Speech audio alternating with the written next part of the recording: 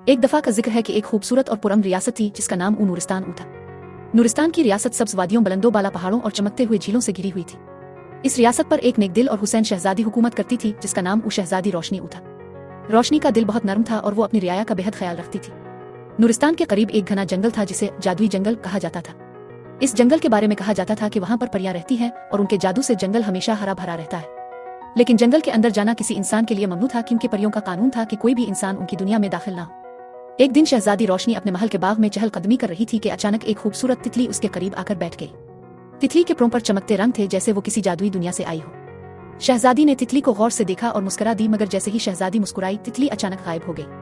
रोशनी हैरान होकर उधर उधर देखने लगी कि तितली कहाँ गई, लेकिन वो कहीं नजर न आई। रात को जब शहजादी अपने कमरे में आराम कर रही थी तो एक रोशनी की किरण कमरे की खिड़की से अंदर आई।